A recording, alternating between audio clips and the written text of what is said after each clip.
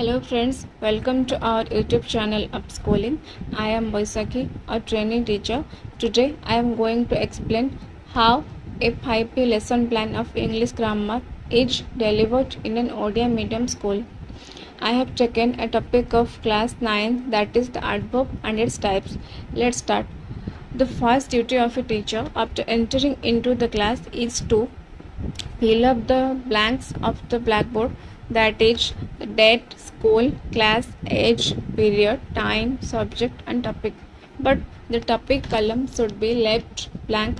It will be filled up after the engagement of the students. In the right corner, there is a list of general classroom equipments and instructional aids. The general classroom equipments include book, chalk, duster, pointer, BB cloth, etc. And the instructional aids include picture, model or chart. In my lesson, I have prepared a model on types of adverbs. In the middle part, there is a description of general aims. To check the impact of teaching and learning English grammar. Why should the students learn English grammar? How it helps in their development in speaking, writing and reading English. In the lower part, there is a list of specific aims. Specific aims are those which the teacher expects to achieve after the end of the lesson. These aims are framed on the particular topic on which the lesson is prepared. There are 4 domains on which specific aims are formulated. These are knowledge, understanding, application, skill, object. The objectives should be started by some action verbs of Bloom's taxonomy like describe, analyze, identify, explain, state, list and so on. There is a major difference between the general aims and specific aims. That is, the general aims cannot be measured, whereas the specific aim can be measured. So that's all about the general aims and specific aims. Let's talk about methods of teaching English grammar. Grammar can be taught through informal method, inductive method and deductive method with 5P approach. Let's discuss about the stages of 5P approach. I have mentioned here the name of the 5P approaches. The first stage of this 5P approach is engage. In this stage, the teacher will ask some questions to the students to test their previous knowledge. The main aim behind this is to get the topic name from the students. The questions should be close-ended and short.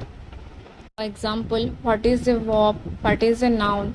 What modifies a noun? What modifies a verb? After getting possible answers, the teacher will tell, today we are going to read a very interesting topic of grammar, that is the adverb and adverbials, and write the topic name in the topic column. The next step is explore. In this stage, the teacher will show a chart or model of the related topic and ask the student to say something about the concept. In my lesson, I have prepared a model on the types of adverbs. Then the teacher will conduct a group activity by dividing the class into 4 to 5 groups.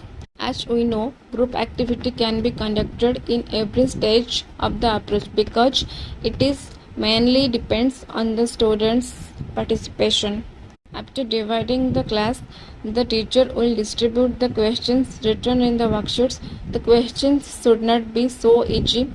A student should take 2 to 3 minutes to answer these questions. In my topic, I have given questions like find out the adverb, underline the adverb, convert the adjectives into adverb. Then the teacher will collect the worksheets from the students. The next stage is explain. In this stage, the teacher will explain the topic properly. In my lesson, I have defined the term adverb and explained its types one by one with proper example. After explain, the next step is elaboration. In this stage, the teacher will again divide the classroom into 4 to 5 groups and distribute the worksheets to to measure the power of comprehension of the students. The questions should be prepared only on the topic that is learned in that class. I have prepared questions on meaning, types of adverbs. After collection of the worksheets from the student, the teacher will discuss the questions with the whole class. The last stage of 5P approach is evaluation. In this stage, the teacher evaluates whether the students have learned and understood properly or not. It deals with some evaluation questions and home assignment. The evaluation questions should be prepared on the 4 domains of learning, that is knowledge, understanding, application and skill. The teacher will ask some oral questions written in the baby cloth to assess whether the objectives are achieved or not. After the question answer process, the teacher will give a homework for the next class and wind up the class. So that's all about a 5P lesson plan. Thank you and take care.